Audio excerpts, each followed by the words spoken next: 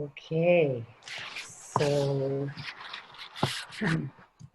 I'd like to welcome everyone to this session 1 of the Living Values Education Seminar, that we're holding this time on Zoom, for all of the educators and parents who have, signed up. We are so glad that you're joining us for this 8-session course. My name is Rita Cleary. And I will be moderating the session today. I wanted to just say a few words about my own passion, for this this area of life that we call education, and how passionately I feel about it. For many years, I worked over with a group at MIT who were researching and studying different models, of possibilities for deepening the education experience for the children of the world. And, we used to talk so many times about, the importance, of education being done at a very deep level, so that we could then foster the opportunity to do what was expressed when this word educare, was used to talk about education. Educare, the Latin word meaning that true education is actually being able to pull out from inside that which is within, and that from that, the child learns their specialty and they move forward in life in a way that's according to the gift that they have come in to the world with. So, I personally feel that there's no more important job for the teacher and the parent, the grandparent, who's ever, has the opportunity to influence the child through education. And I think that the biggest gift that we can give the children is a love of learning. And as we ourselves have that love of learning, that it can be passed down, to such a degree that they can live out their lives also with this passion, of the wonder of living a life of learning. So anyway, I wanted to introduce at this time our facilitator, our presenter, Diane Tillman. Only Diane could attract, an audience like we have today from all over the world. I've noticed that, Canada, India, Singapore, of course, United States, there's representation here also, and I'm sure other countries will be joining. So Diane Tillman, I think some of you may know her, but Diane is the co-creator of Living Values Education and the primary author of a series of books called LVE, Living Values Education.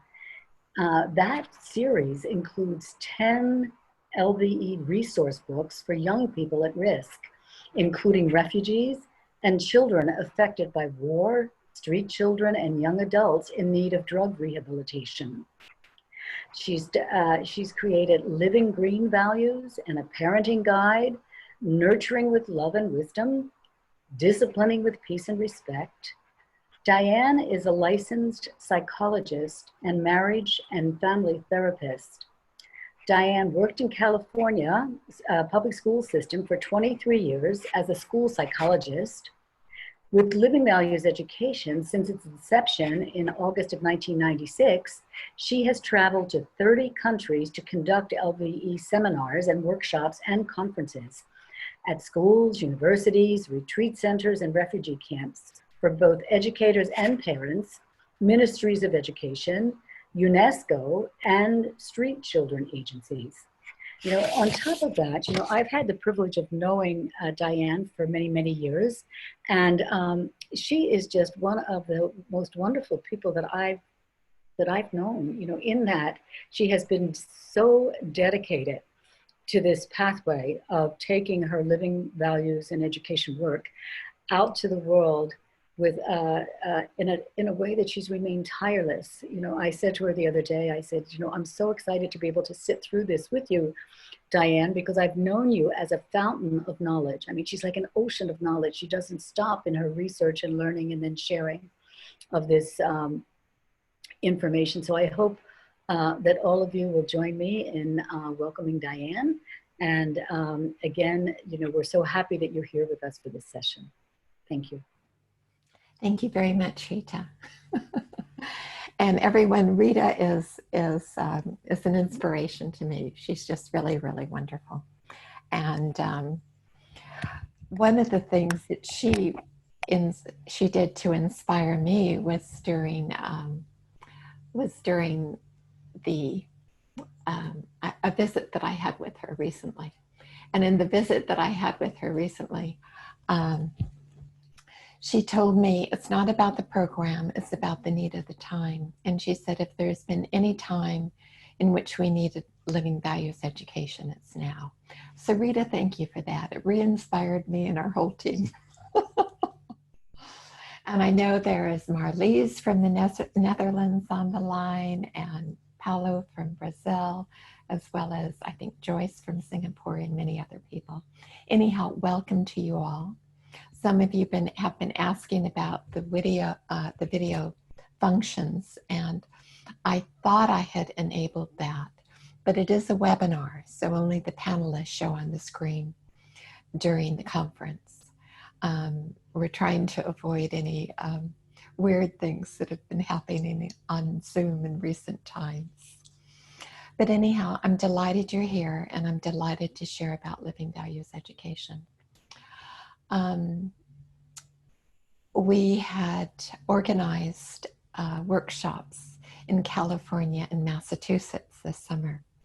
And since we're in lockdown still, big gatherings are still not permitted because of the coronavirus and COVID. And so we thought we'd do something on Zoom because a lot of people are interested, and as Rita says, there is a real need for the time. So this series, this seminar, this workshop is 8 sessions, and we'll sort of go through various segments of a real training. And if some of you want to have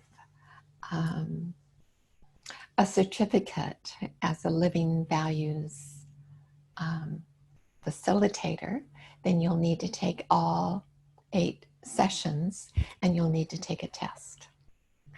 Some of you have asked if that's possible. And that would allow you to, to feel that you are doing a good job with teaching the young adults or the little kids or the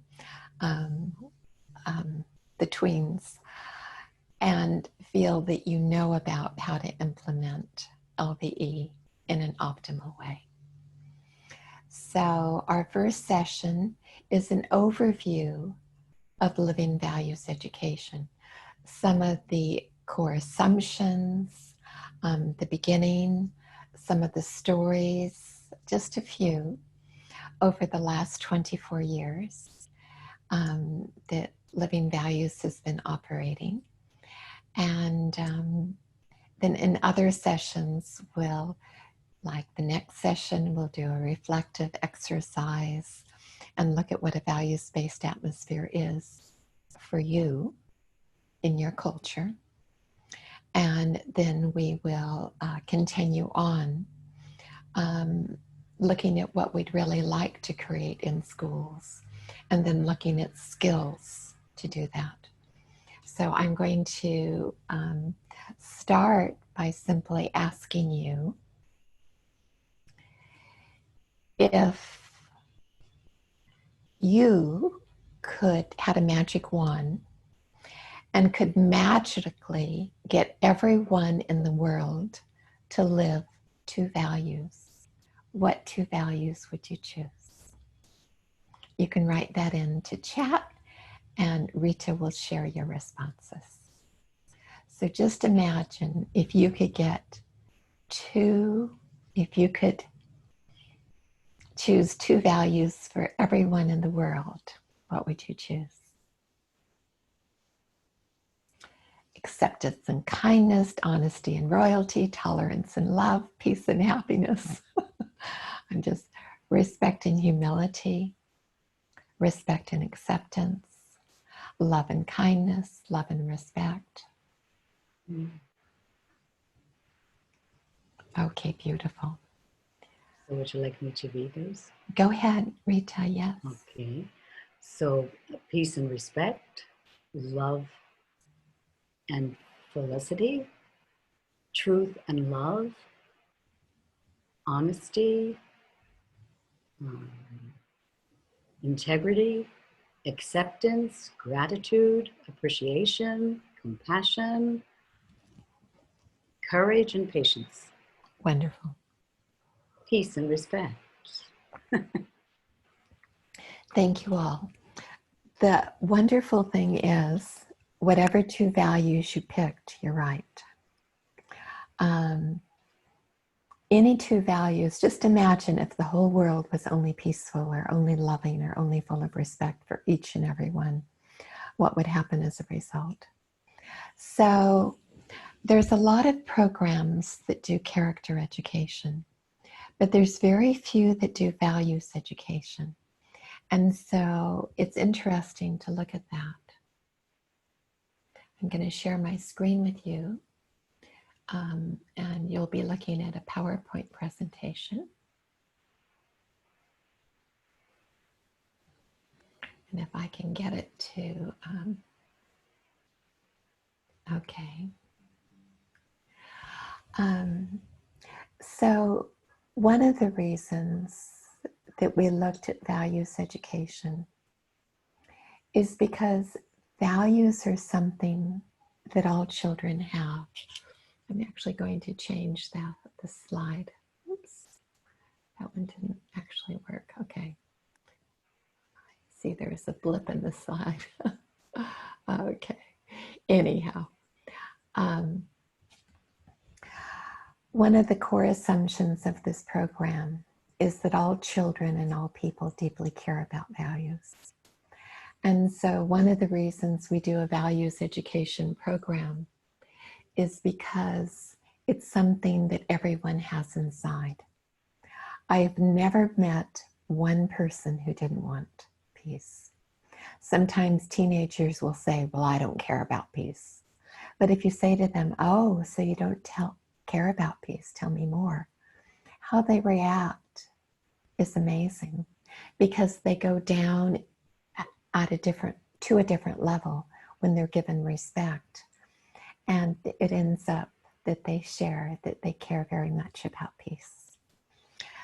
So if we look at values, there's many things about them that allow children and young adults and even adults to make them their own, and to begin to identify themselves and grow a new kind of self-respect when they live their values.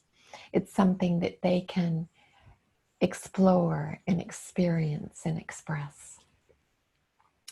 When Living Values was just beginning in 1996, at the same time, without our knowing, there was a study that was commissioned by UNESCO. And so this became what was called Learning the Treasure Within. And Jacques Delors and a team of 15 eminent educators looked at more than 100 education systems around the world. Actually, in more than 100 different countries. And they said that most countries are doing an okay job, or even a good job, or even an excellent job on learning to do and learning to know. But very few countries were teaching kids about learning to be and learning to live together. UNESCO strongly believes in education as a means of creating peace. and international understanding. And this group of educators was saying that if we are going to create peace, and if we are going to create more international understanding and the acceptance that goes with it, and the cooperation and the goodwill, then we also really need to learn to live together and to be. And so it was interesting that this was coming out at the same time as living values. And I loved the report when I read it. I was just so thrilled. You know, education is concerned with developing people. And yet it seems that most of our education systems are completely hijacked by academic pressures. And with these academic pressures, very often a caring atmosphere goes out the window. Social and emotional learning goes out the window. Play goes out the window to the detriment of the academics, and very, very much to the detriment of the children. Systems can support real change, but real change is in the hearts and minds of people. And if we look at the crisis that's happening right now in COVID, we see what is happening in the hearts and minds of many people. Some people are acting to really support people. They're compassionate, they're kind, they're finding many ways to help. Doctors and nurses and people at hospitals are giving their all to care for others. The first responders, there's so many people. Those that play music on balconies and applaud for others. And at the same time, the worst in some people has come out, where they're fighting very simple things, where they're spreading hatred, where they're being selfish. So it's an interesting time, and it really highlights even more the importance of values. My apologies for this slide. But what is the purpose of education? Ideally, and for just 1 minute, I want you to imagine yourself as a child and what your ideal elementary school and middle school and high school would be like. What would it be like between you and the teacher, between you and the other students? It's lovely to think about what we'd like. So we have a lot of choice when it comes to education. Is it time? Is this pandemic a turning point for us where we could reinvent education again? We could go back to what Rita was talking about, to draw from within some of the beauty. Because I believe that all children really have a place where they love values. I know that when I was working in the education system as a school psychologist, one time I had a group of we were in a school that was in 3 gang areas, actually. And I had a group of those that were sort of entering into the game. And I had about 5 of them, and they came in together, and they were not pleased to see me. And they sat there and sort of glared at me, and, so I just got a great big piece of butcher paper and I put it on a round table that we are all sitting around. And I said to them, I want you to imagine what you'd like. And so I spoke some words and asked them to imagine what they'd like in the world, in the community, in themselves, in their relationships with others. And when they were done, I asked them to share that, and I asked them to draw it. I think first they drew it and then they shared it. But it was beautiful because they identified what they wanted. And when they identified what they wanted, then they were willing to work on it. It was a lovely experience. We had such a good time. And so I'm going back to the screen share. There are many possibilities now. And I hope we can really look at education and have many, many, many people come on board as to the importance of creating nurturing, safe environments and helping kids create an atmosphere of inclusion and belonging. There's so many concerns, from school shootings to bullying to all kinds of things happening that are tragic and that really interfere with the learning and well-being of children. Never have anxiety levels, depression, etc. Been so high in young people and young adults. And this is even true of suicides. I know in some countries the suicide rate for 11 to 14-year-olds is increasing, and this is unbelievably tragic. So the children need a change, and our world needs a change. There was a recent article reviewing dozens of studies by Diane G and Mark Brackett in the International Journal on Bullying Prevention just last year. And it showed the best ways for reducing bullying, along with other forms of aggression and conflict. And they stated that the best two things are a positive school climate and social and emotional learning, not the strict anti-bullying programs. When you just tell kids what to do and they don't get to really explore and create and grow the social and emotional skills to do that, it doesn't happen. But creating a positive school climate and teaching and sharing and practicing and creating a culture of peace and respect where there's lots of social and emotional learning, this living values education does very well.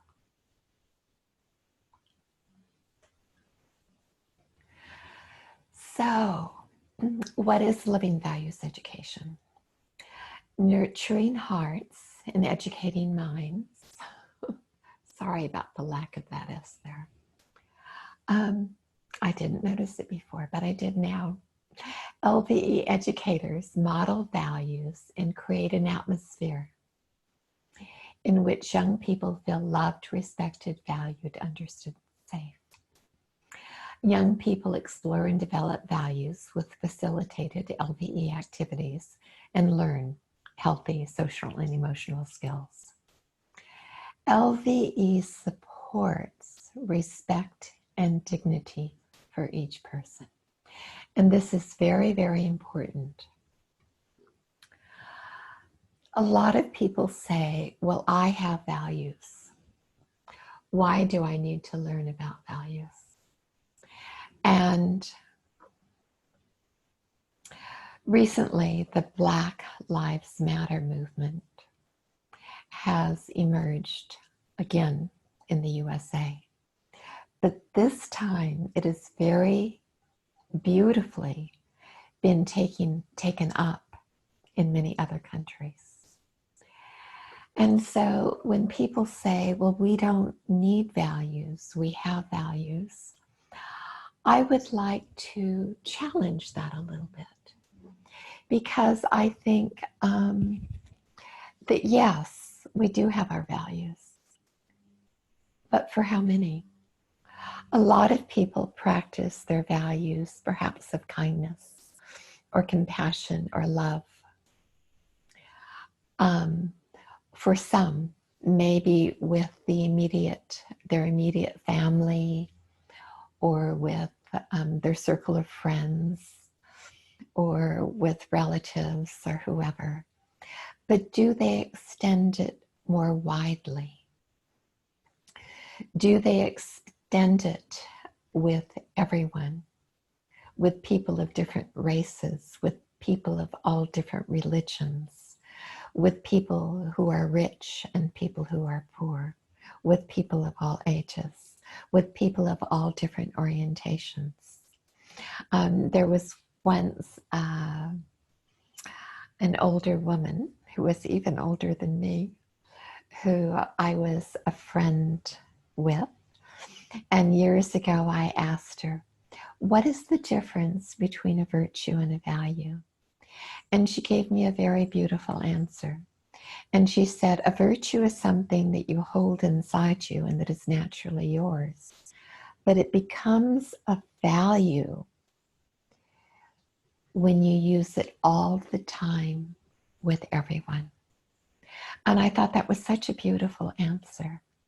So if I use the value of respect with each and every one, things are going to change. Peace, things are going to change. So we can do that because it's something that kids can learn.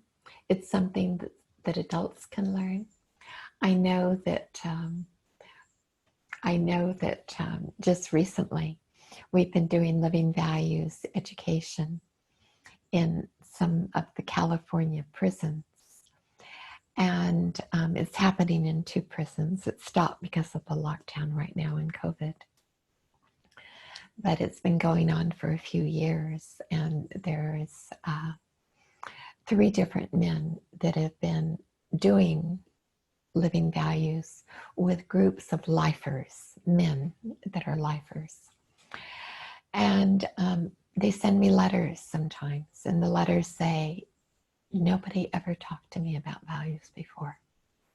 And this has made such a difference. And they're doing things like not beating up their cellmates and being kind to others. And it's really beautiful to receive their letters. So it's never too late. People can learn about values anytime because they're theirs. So what can we do to help promote that?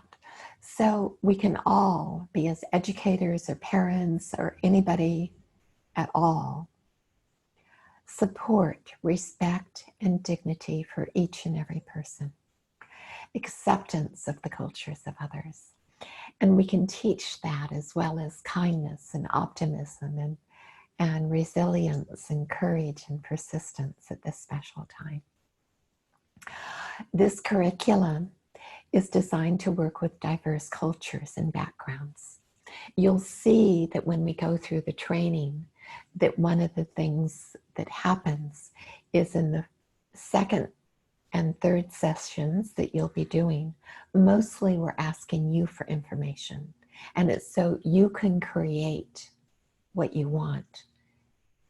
And that we, as living values facilitators, can understand what you want, so we can make sure that the training is fulfilling the needs of your culture, be it the culture in your country, be it the culture of your school.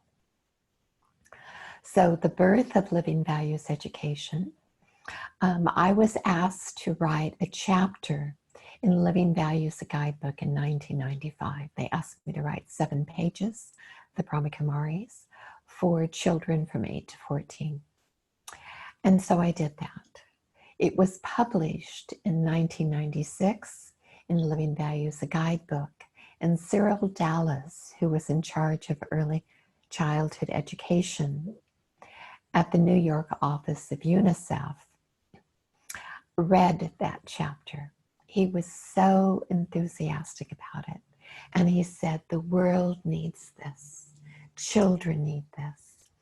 And so UNICEF and the BKs invited 20 educators from many different religions from around the world, all educators.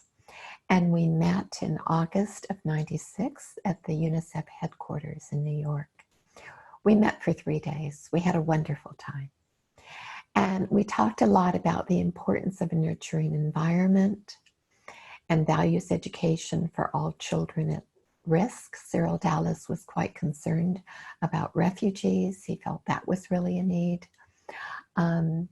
And so we looked at what we could possibly do to create a comprehensive values education program for young people. And with all the connections in different countries, very soon 240 sites were starting a little pilot. I quit my job in order to write for the program. I resigned as a school psychologist after 23 years and started writing. So wrote a bit, and they started piling it, and then we collected the pilot results. And the pilot results were very interesting. They said things like, we need more activities. And there were some quietly being activities where kids could learn to be still inside and fill themselves up with peace and love and respect. And they said initially it was hard for the children to do, but we need more of this. So these 3 core assumptions, I've talked about the first 3. Pardon me, the first one. Actually, I've talked about the first 2. Universal values teach respect and dignity for each and every person. In the initial pilot, we didn't have guidelines for the values. Later on, I realized that they needed to be defined a little bit. So we looked at giving definitions that encouraged and supported and promoted this attitude of respect for each and every one. I also really worked on learning how to make it culture global, appropriate for different cultures around the world. So example, for love, I wouldn't say do this to be loving. Instead, I would say, I want you to think of doing something loving for your family tonight. So their response will be different depending on their culture, their situation, their family. And so it's beautiful because all answers are right. And they can really think about it and reflect on it. And they can come up with a myriad of activities and learn from each other as they share. So they can each be celebrated. So each student does care about values and has the capacity to positively create and learn when provided with those opportunities. The prisoners that wrote to me did not have that opportunity. Are we giving that opportunity for kids? Not often. And then the last thing, students thrive in a values-based atmosphere, in a positive, safe environment of mutual respect and care, where they are regarded as capable of learning to make socially conscious choices. So teacher expectations, parental expectations,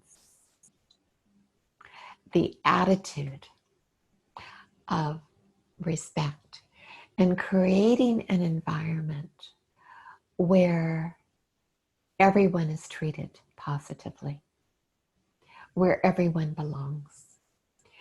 That isn't happening a lot anymore, but a lot of research completely supports that when there is that safe, caring atmosphere, that children function much better and they actually learn more academically.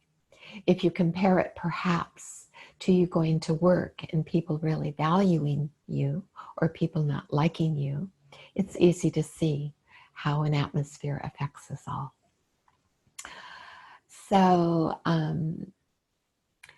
in 2004, there was the creation of the Association for Living Values Education International. So it had been supported by the BKs for 8 years. They did a wonderful job. They were very, very supportive. They always felt, however, that this was a program for educators by educators. So it was decided to make sure that everyone knew that it was for everyone around the world of any and all religions and cultures. A nonprofit organization that was not affiliated with any political party or a spiritual or religious group was created. The ALIVE, the Association for LVE International, is now in more than 40 countries. ALIVE facilitates the implementation of living values education. And these are the original 12 values that were worked on when we started the Living Values Education Program in 1996. And you can see that it's a beautiful list of values. I mean, just imagine that 1 or 2 or 3 or 4, you know, being alive in the world and what would happen as a result. So, Diane, excuse me, we have a couple of questions or input, and I wonder if this is a good time to share with you. It's a wonderful time, Rita. Okay. So when you were talking about the street kids. Would you like to turn on your screen, Rita? Oh, okay. Yes, sorry. You know, and thanks to all the attendees for your patience. I'm learning about what it means to be a moderator. Humbly. Rita, can you speak up a little bit? And you know what? I have a window opened for me, by me, and I heard that someone couldn't hear because of the background noise. So my apology. I'm just going to close the window, but I'm going to listen to your question. So go right ahead. Okay. Well, actually, there was 2 things. You know, first, Asha said that she wanted to comment on this thing about when street kids do not feel it's important to go to school. I'm sorry, I didn't hear you because I was slamming the window. I thought that was going to happen. So Asha sent, and when you were talking about street kids, and she said when street kids do not feel it is important to go to school, she said their attendance is about 50%. You know, and at the same time, teachers themselves use every excuse possible to give a holiday to the kids at that time when they don't want to go to school. Yep. Okay, and then from Brazil. Sometimes the parents. Yeah, sometimes the parents. If they have. Yeah. So Paulo said from Brazil says, Dear Diane, thank you for always inspiring us. What would you say for us teachers to share with students in this pandemic time and with virtual classes? What's the message we should be giving? I think all the educators and all the parents are very important in terms of attitudes. Mm. You know, an attitude towards life. You know, it isn't the time to go, woe me. It isn't the time to say, isn't this awful? We can say, yes, this is frightening. Yes, this is awful, in that I really miss going to school and I miss being with my friends. Yes, acknowledge your own feelings, but then say, okay, how can we enjoy this? How can we be creative? Mm. How families experience this pandemic is very different. Some of them are having beautiful times. So I would say, for families to create family time together, to do gratitude circles at night. There's all kinds of things, but I'm not going to go into that now. But Paulo, absolutely, the message, we'll do it in another session, okay? We'll do it later in the course, because I have a lot to get to that I'd like to share with you, if you don't mind. Would that be okay, Paulo? Paulo? Yeah? You're so cooperative. I know you'll say yes. But I think to have students look at what they want to create in the future, to think about maybe if they were the parent, what they would suggest, to look at the approaches of leaders and how they're dealing with things, to think about if they were a leader, what they could do. Yeah.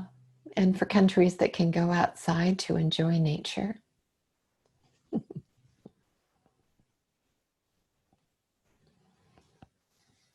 To maybe, look at a different value and look up quotes every day. Do a lot more play. What we teach in attitude is very important. Okay, I think I'm actually going to go through the next part of this very quickly. I'm not going to spend much time on it because I want to spend time on other things. But basically, living values looks at the whole person, not just academics.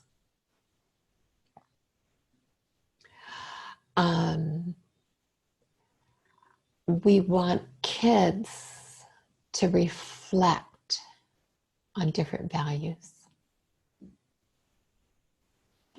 and really understand the practical implications of expressing them in relationship to themselves, others, the community, and the world at large. Actually, if I had a magic wand, I would do that with all the leaders of the world and all the parents of the world. One of the things we'll do in a couple of sessions is we'll mind map. And if you mind map peace and the effects on the self and others in the community and the world, and then the effects of violence or peacelessness on the self, others, the community, and the world, you'll begin to see the effects of the values. It's fascinating to do this for honesty and corruption. And you begin to see that when there's honesty, there's the creation of peace. When there's corruption, it ends up in incredible marginalization, exclusion, fear, hate, violence, incredible poverty, incredible inequality. So values have an incredible impact on everything that we do. And a lot of people think if I take a little, it doesn't matter. But they don't realize they are affecting their whole community. They're affecting someone else down the line. And that will eventually affect the entire community and the world. So these little aims are very interesting. To deepen, how do you get kids to deepen their understanding, their motivation, their responsibility in terms of making positive personal and social choices? And then for them to choose their own values and understand how to deepen those. And then, of course, educators, parents, caregivers are so important. And it's we that initially provide that philosophy of living. It's we who are responsible for protecting children, for providing, for facilitating their overall growth and development and choices. We can empower them to integrate themselves into the community with respect, confidence, and purpose. And I think it is our obligation to do such. And so, my friends, a little tiny bit, there are two things that living values education is formed on. Two little things. Everybody okay? Or is there any questions about what I've already covered? Okay, so Rita? Yes, so there's No one, questions? We're good? there's one question that's just come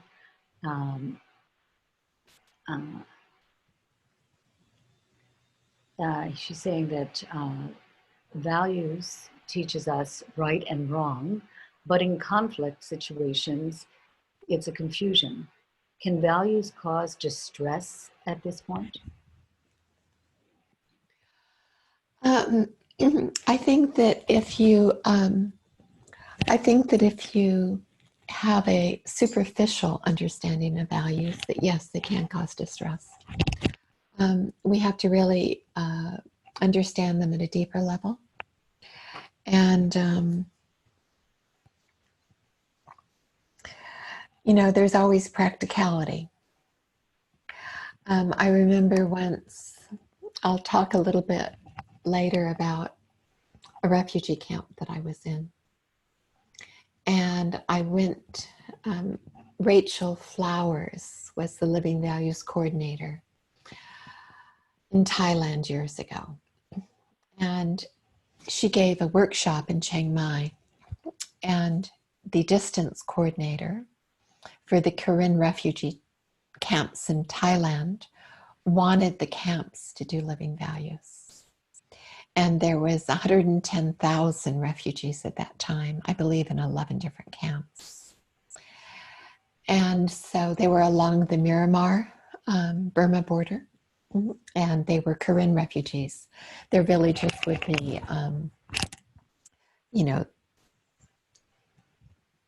destroyed and people killed, and they would flee across the border into Thailand. And so Rachel said, this gentleman wants us to do living values in the camp, but the camp leaders aren't interested and the educators aren't interested. So what do I do? And she said, when you come by this part of the world again, could you stop by Chiang Mai? And so I did. And so we took a little toot-toot and we went up to Chiang Mai. And we spent the night in a little bamboo hut with poles 6 inches apart and no pads. So it was, I didn't get much sleep. This was many years ago, I think in '99. And we talked to the teachers and they said, we are not interested in values education. We're interested in you creating the opportunity for us to return to our country and for you stopping the war and for you to make sure we're not, our relatives are not killed and we're not killed. And, we're going like, we don't have the power to do that. And so later that night, we went to see the head teacher and we said to him, the wife of the gentleman that had wanted to do the program was with us. And we said, that they really wanted us to do that. And so,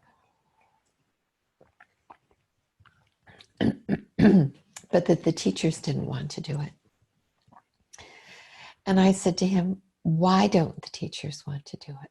And he looked at me and he said, if we learn how to be peaceful, we will all be killed.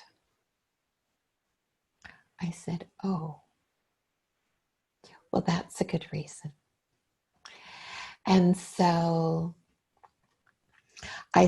talked to him a little bit. At that time, I had been working recently with the USA, and I'd had the honor of meeting one of the Assistant Secretary Generals of the United Nations. Wonderful man, and he led a preventative diplomacy department, and he had told us stories of that. And then through the USA, Steve Demoff was working on the creation of the International Criminal Court of Justice. So I told him those stories. And I said, so these types of organizations are to take care of these types of things. I said, but in terms of education, when you return to your country, will you have the skills to not have the greed, to not have the anger, to not have the corruption that create war? Will you have the ability to be peaceful and respectful and cooperative with each other so you can create a society of peace? And this head educator, he looked at me and he said, all right, I'll translate. And so we started Living Values there. The next year, they translated, and the effects were incredible. I've never seen effects like that. They were just absolutely amazing. So I'll tell you a little bit more about that later. And so I had told you that there are two things that Living Values is based on. This is the LVE Developing Values Schematic. And you see here at the top, it says values-based atmosphere. Okay, that's one major component of Living Values education. The rest of Living Values are the values activities. Okay, so there's two components. The creation of a values-based atmosphere, or you can call it a culture of peace and respect, or you can create whatever you want to in your school. As each school or organization that's doing this, they would look at the values that they want in their school. So maybe it's care, respect, quality, cooperation, a culture of peace and respect, whatever it is, okay? But how do we do that? And so this is LVE's theoretical model. And you will notice that in the center there is a B. The B stands for behavior.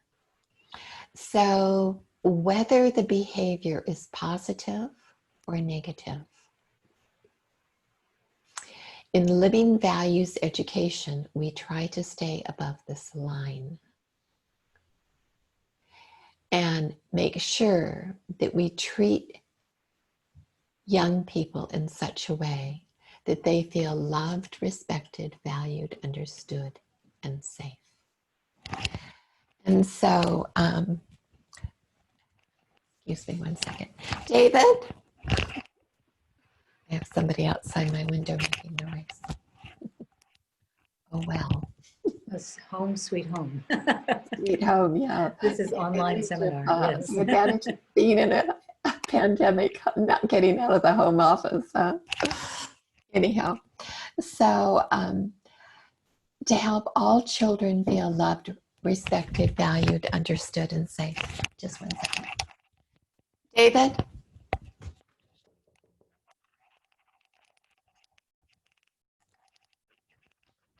I can hear you.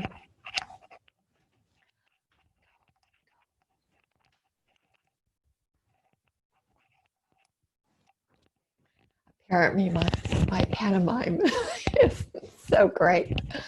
So the reason for this is because children often experience what we call bifurcation points. That is, there are significant events in their life where positive or negative, and how their peers and parents and educators, adults in their life, respond to that is very, very important. So when we treat them in a way where they feel loved, respected, valued, understood, and safe, they have well-being and they grow towards their potential. Living values is not for just Miss Goody Two-Shoes. It's for everyone. The understanding is that all children have a right to move towards their potential. And so the bottom part of the circle that we want to stay out of, when we help children feel inadequate, hurt, afraid, shamed, and unsafe, it creates less well-being and they move in negative ways. That motivation and control through fear, shame, and punishment is not optimal. It affects us. And so what we see in many places, unfortunately, is kids that are made to feel inadequate, or that are bullied, or that are taunted on social media, or told to kill themselves on social media, that they spiral downward. Some get very sad, some get anxious, some get depressed, some become violent. And so in Living Values, what we look at is all the positive things that we can do that help children feel loved, respected, valued, understood, and safe. Also, each school or organization or classroom teacher or family can look at negative things that exist. And then the purpose throughout the training is to not only identify the positive things and the negative things, but to take specific negative things to understand them and to change them instead to a positive intervention. So this is one of my favorite things. And what we do in Living Values is we teach a system of discipline and skills that help educators stay above the line. There was a very beautiful thing that was once shared by a Brazilian, Paulo Freire, and he said that every sentence in a classroom is a moral decision. And so we can look at that and we can say that that's true in a classroom. It's also true in a home. Okay, this one I'll go through later, but this basically, for your information, is how every single unit, values unit in Living Values is structured. There's two things. There is the values-based atmosphere that the educators or parents are in charge of creating, and then there is the facilitation of values activities. A lot of programs only provide a values stimulus. This is not nearly enough. Children need to have skill development.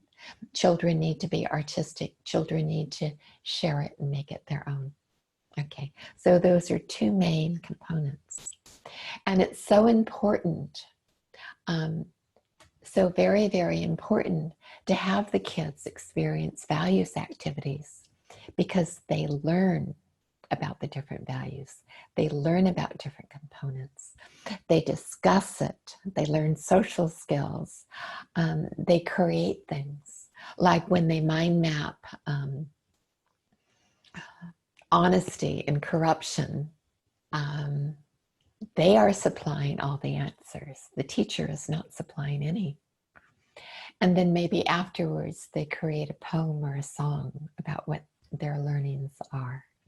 And as they see the effects and then they're creative, they make it their own. But they have the opportunity to really think about it. Okay. So, lovely beings that are here with us. I'm glad you're here.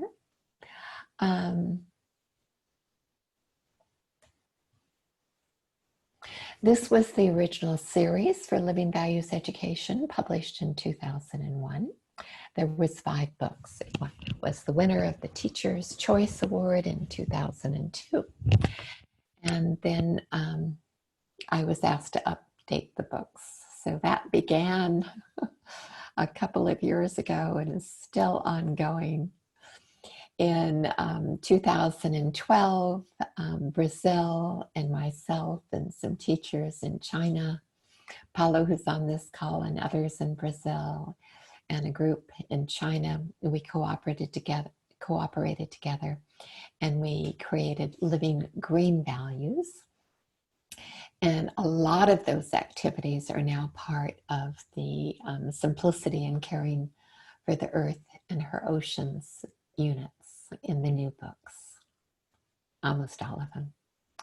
So what are the effects of living values? It depends. If you really do living values, it's effective. If you do the values-based atmosphere and you actually do the activities with the kids, it really works. The Meisenhof Day School in New York has actually been doing living values since the beginning of living values. I've only been able to talk to we talked to the principals a couple of years ago, but only contacted the last two. They actually said in this kindergarten through 8th grade school that there is no bullying, and that in their recollection, no student had ever been sent to see them for a disciplinary reason.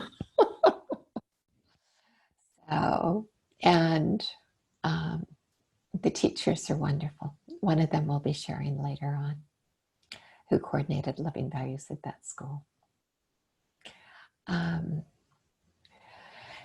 In Thailand, a living values school, two of them won the Royal Award as the best school in their country for 2 years in a row.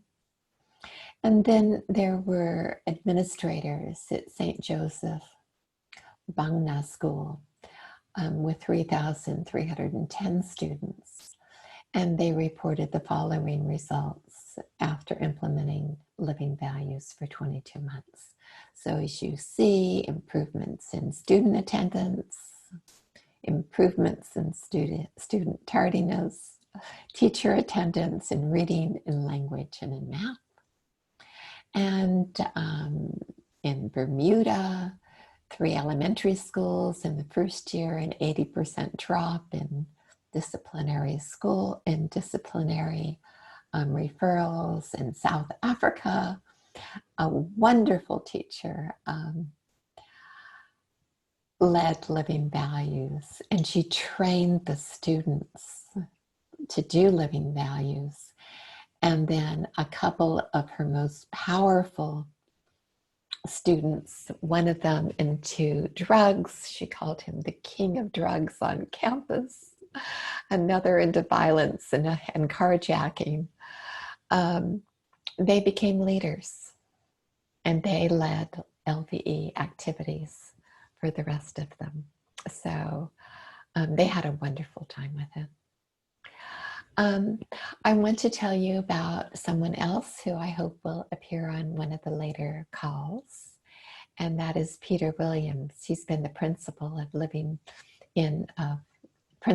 Kuwait American School for the last 20 years. Living values isn't a magic potion. It will take a couple of years to see the full effects.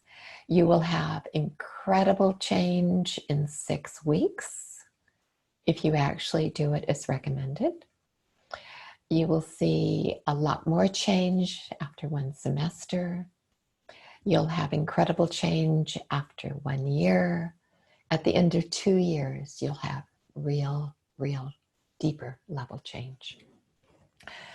So Peter's been doing this for 20 years. And I think why don't we have more living values schools around the world?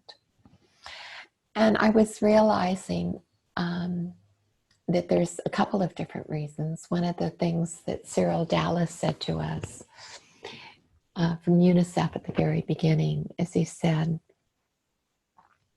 You need to have three components. You need to have a good training program, good curriculum, and a good evaluation process.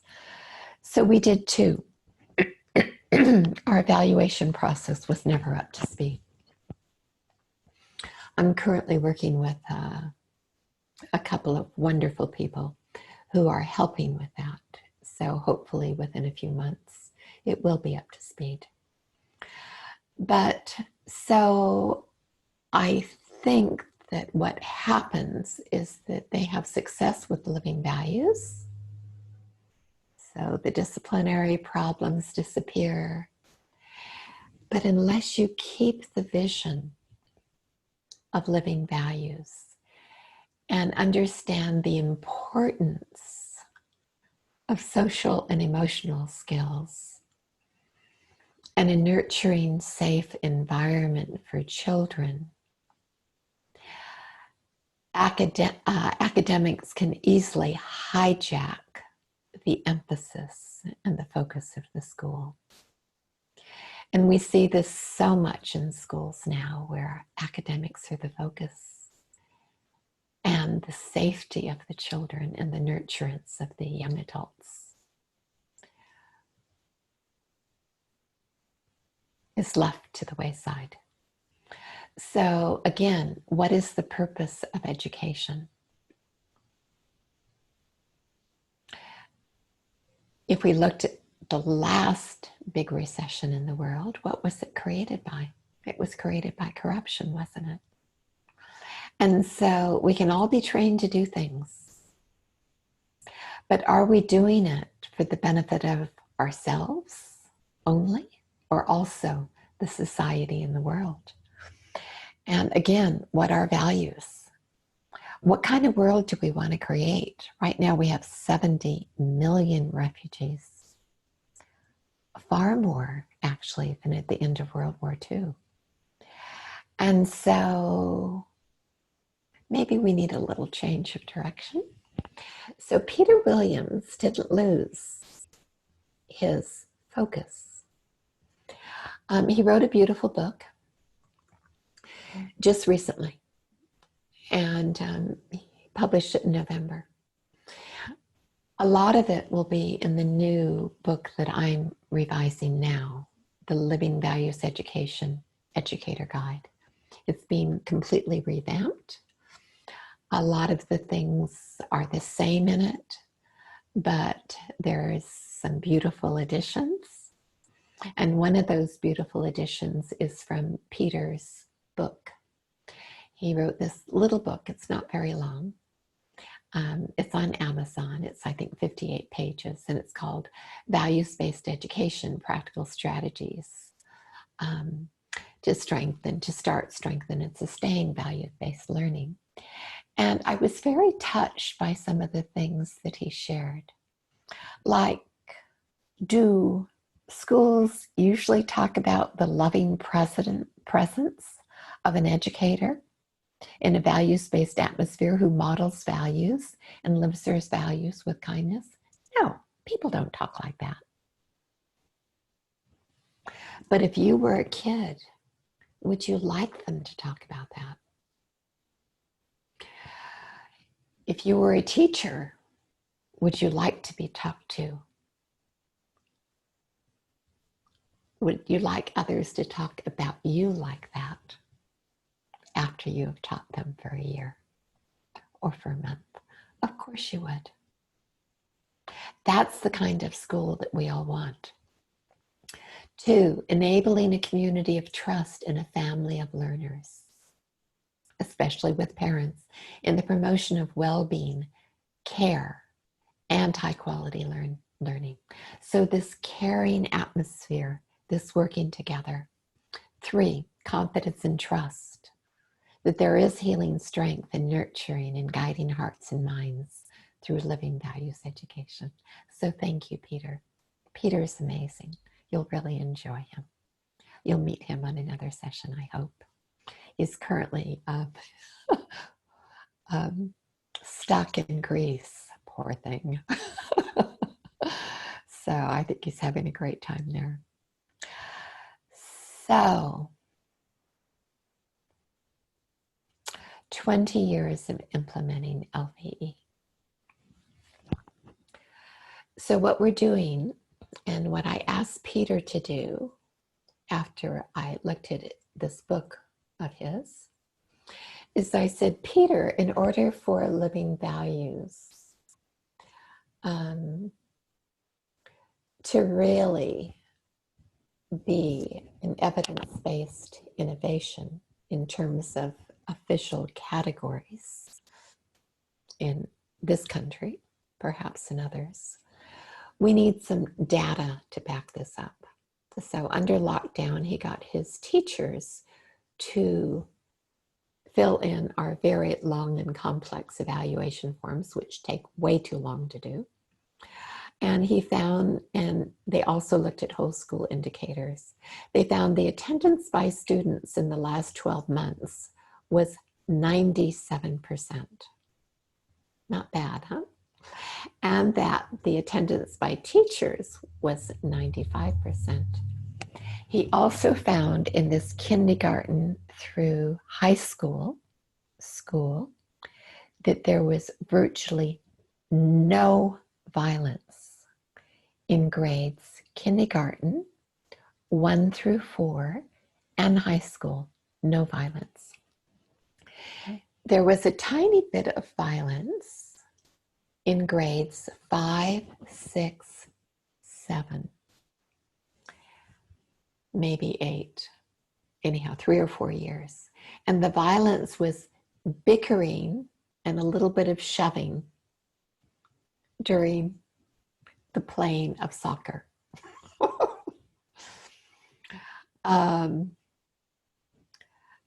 Interesting. That's not a lot of violence. They said incredible things in the evaluation. So it will be in the new book when it's hopefully out in about a month. Or you can get the book on Amazon.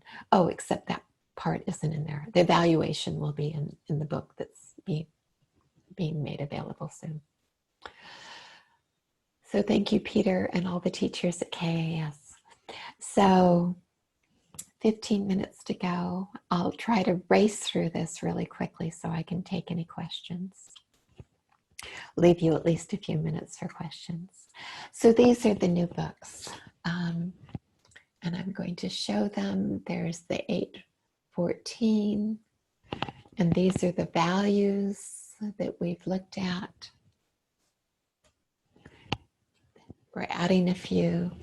So these are the new books. This one is for children 3 to 7.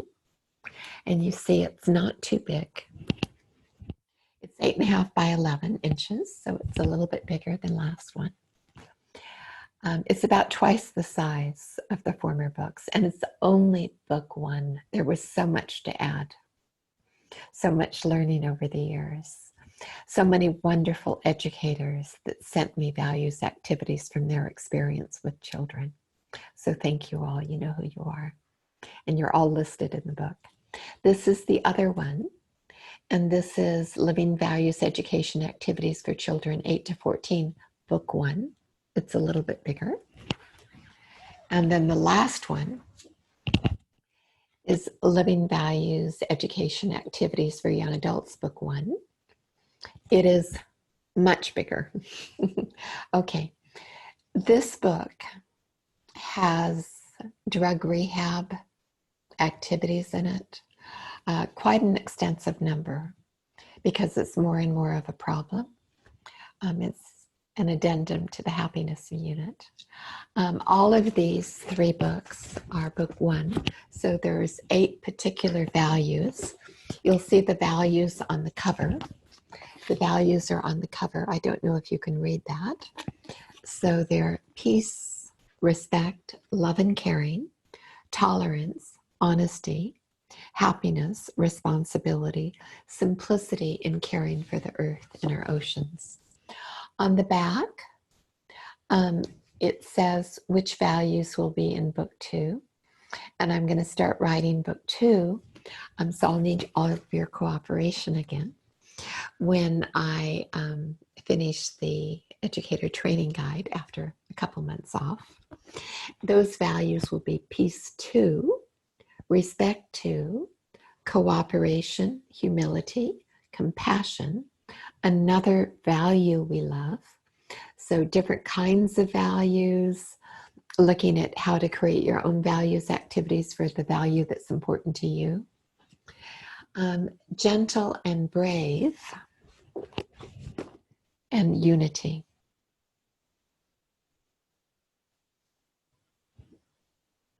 For the older books, instead of gentle and brave, it's freedom. So those are the new books. The new books are very updated. They're better than the old books.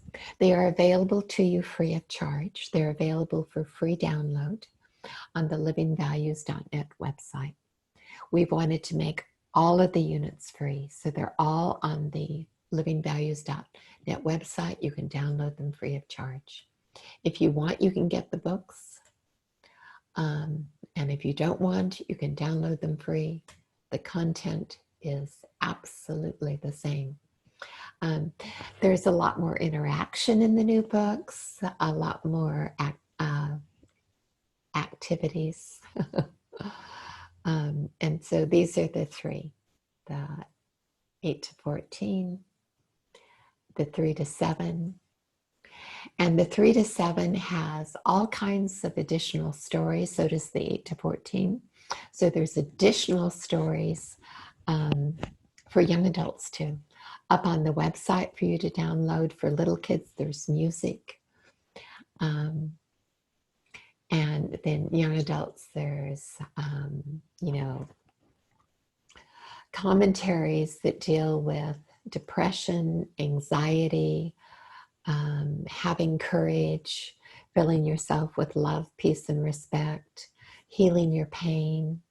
There's things on creating kind social media guidelines. It's very, very current. Lessons for kids, not just on conflict resolution, but lessons on how to deal with people that are bullying. So that there's so many good ways for kids to deal with bullying, and they can learn about that too. Okay, moving on, one of my favorite stories and my favorite experiences in life was this time with the Korean refugees. I went back for 2 weeks every summer for 5 years. And the results were absolutely incredible. 23 out of 24 teachers we interviewed had 90 to 100% success in terms of no violence. It was absolutely amazing. And at the end of 2 years, that was after 1 year. At the end of 2 years, there was absolutely no fighting in the camp. In the first year, kids that were doing living values would go up to the other kids and say, you don't need to fight, how can we help you? You can solve your problems. So it was very, very beautiful. So here we lived with them very often in bamboo huts. Sometimes we weren't allowed to. So we stayed in town and drove in by jeep every day. But it was beautiful. One of the reasons it was beautiful is because the adults would take the young adult books and they would read them. And then they would take parenting classes from the teachers. And so they stopped beating their kids, as did the teachers. And they started really giving love to the kids again, which they had not because they were so traumatized. So our training was very long. It was actually 2 weeks because we had to untraumatize the teachers before they could trust the process, to be able to trust what we were asking them to do with the children. And then there's the activities for street children. Those stories will have to wait. It was really fun to write the street children books, and very touching and deeply moving. Street children have so much to deal with. And for them to have educators that can provide safety for them and teach them protective social skills is so very, very, very important. Brazil had wonderful success, and they would sometimes tell me that their street children got jobs over the regular kids because of their attitude and their values. They even did it in prisons where street children were locked up. And after 3 months of doing the program, especially designed for street children, which had a lot of stories, those children that were so violent they could not put them with others became unviolent enough that they could put them with regular kids. And then we have a program for drug rehab. And this one, the Ministry of Labor said in 2008 that LVE's program for drug rehab was the most successful program in government drug rehab clinics. They had been using it for 3 years at the time. It continues to be successfully used in Vietnam in many government and private drug rehab facilities. And then we've done other at-risk programs as well. This last one you see on this was actually especially developed for schools in Afghanistan. And they've been doing living values, I believe, in 134 rural schools in Afghanistan, including helping the kids process some of the trauma. And then with the help of Roger Miles, our Living Values co-focal point in Australia, and the Vice President of Alive, he has done a wonderful job taking the materials that were in the former, not the updated, but the former books, and creating programs for adults so that this can be used with an older population as well. And so, my friends, we're at the end of this presentation, but I really like what Terry Lovett said and Ron Rumi. They are researchers and educators from Australia. Terry Lovett was in Newcastle and a provost at the university there.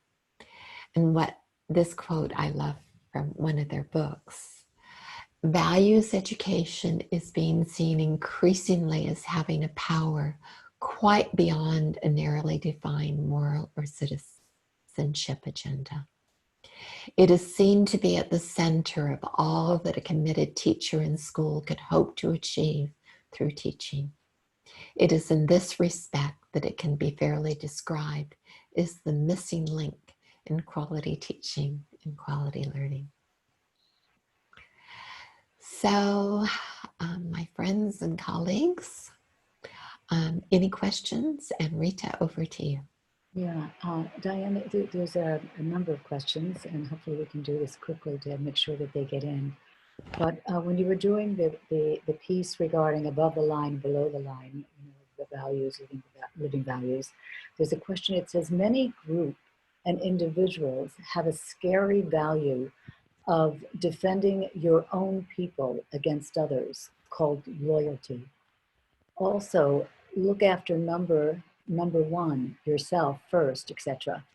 And what about when kids learning higher values that go against their family values? What does that do?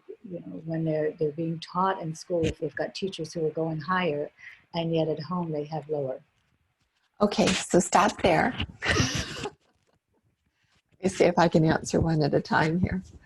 So, can you still hear me okay, Rita? Yes, I can. Okay, great. Wonderful. This is all part of one question that came in. Okay, great. Mm.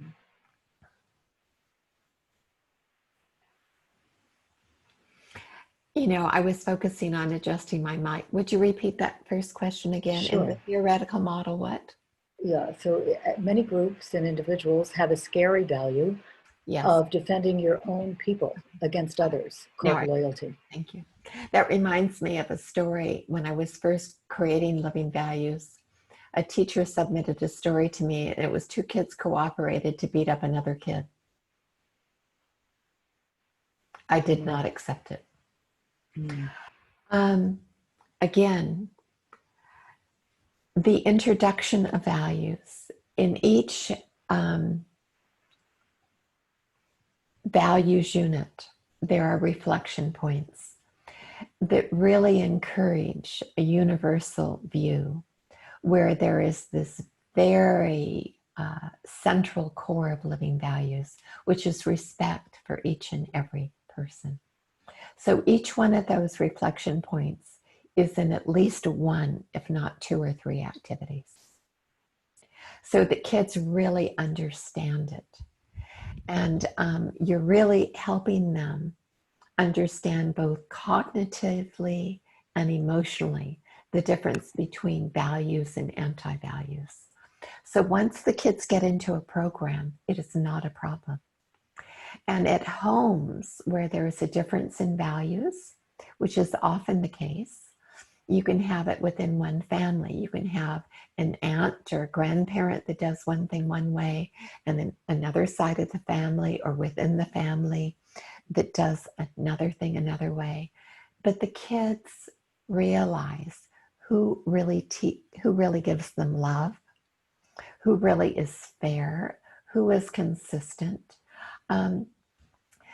And regarding the cultural things, what we do in there is we've chosen values that are universal